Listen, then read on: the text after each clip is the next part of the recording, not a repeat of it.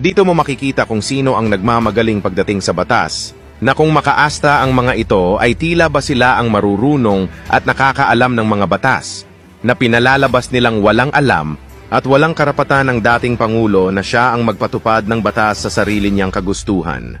Na alam naman natin na malaki ang naitulong nito sa pagbabago ng bansa. Ating panoorin ang video ni Attorney Topacio tungkol sa isyong ito.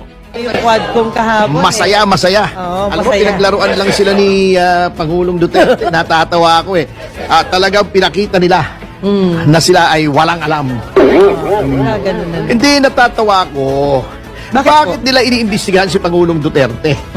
Kung may kasalanan siya sa krimen o hindi. Kaya tinatawanan lang sila eh. Di ba, sinabi na ng hukuman, paulit-ulit na at hindi yata pumapasok sa kukote nitong mga nasa Quadcom kasi mahihina ang kukote.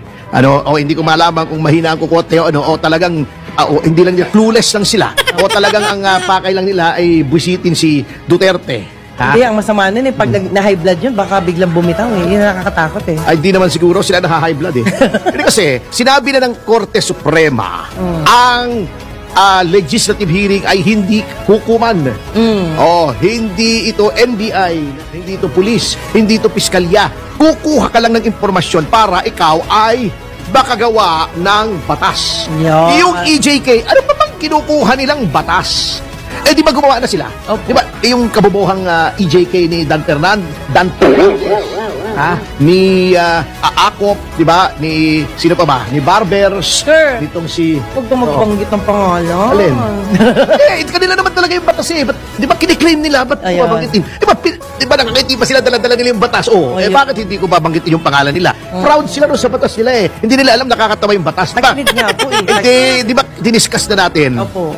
Ang pinagbabawal nila ay EJK. Bawal na naman talaga ang EJK Extrajudicial killing, lahat po ng pagpatay na hindi pinag-uutos ng hukuman, extrajudicial killing.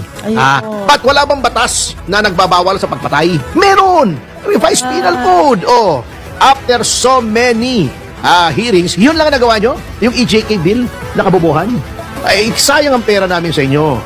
Sayang ang perang ginastos nyo panay Jollibee. Yung nakakain sa amin, sayang yung Jollibee nyo kasi wala po kayo nagagawang batas. Yun bang mga kinukuha nyong impormasyon kay Pangulong Duterte kailangan para gumawa kayo ng batas? Hindi na. Bakit? Nasagot na yun, nakuha nyo na kay Garma, yung sinasabi niyang reward system. Nakuha nyo na yung kinukuha nyo kay Grijaldo na ayaw naman bigay ni Grijaldo. Tingin ko madedemanda kayo dyan. Parang tingin ko lang sa aking bolang kristal. Ngayon, tandaan ninyo ang mga taong ito kung karapat-dapat ba sila sa gobyerno ng Pilipinas.